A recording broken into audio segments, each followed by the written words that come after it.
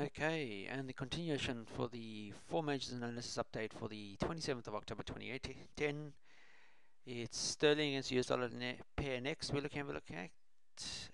Let's have a look. Weekly. Well, still an uptrend on a weekly, barely. Testing a trend line, uptrend. You can see the failure to break above 160. Oops. If I can draw a straight line, it'd be great at this level. But as it stands now, spinning top, but bounced on a trend line. If it can stay higher than this trend line, then we could look for another retest of 160. CTC is blue across the board. The daily time frame. Yesterday we saw the pair pushing higher, and then subsequently this morning we've seen it fall. The Asian market reclaim some of it back, so it's trading almost half of yesterday's trading range. And as I mentioned on a weekly chart, you'll see it is testing a uptrend. Okay, so as long as it stays on the other side, on this side of the trend line, then we could still anticipate more upside movement. Just gonna make it nice and thick so you guys can see it.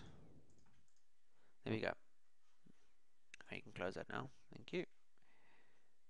You can see a retest of the 1600 failure to close higher, and we fell back down again.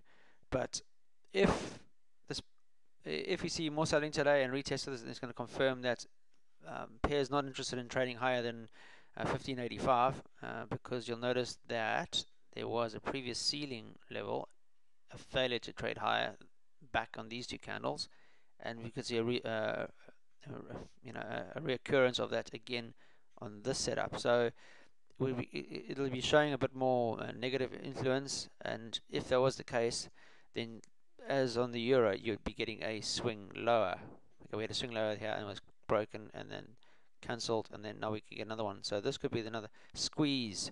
So squeeze breakouts could occur, but it needs to stay above this trend line. So if we have another retest of 1575 or 1570, not a problem, but it's got to stay above the trend line. And the longer it goes sideways at this level here, between 15, because you can see previously we've just been sitting at the bottom of this as well at 1565. It's going to confirm more upside movement anyway. It's the same over here. Just hung on for so long.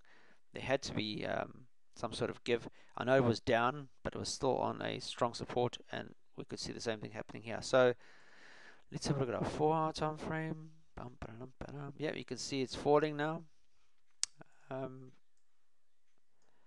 That swing I mentioned about, that ceiling level I mentioned out earlier, failure to break in by 185, 115.85. There we go. Failure to break. Bearish engulfing candle.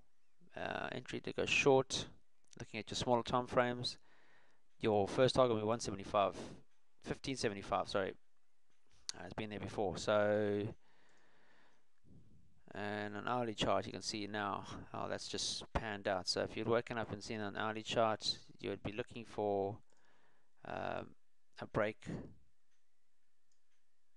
of this support area, and that's what you got. So you got to wait for this candle to close, and once that's closed, then look for possible target areas.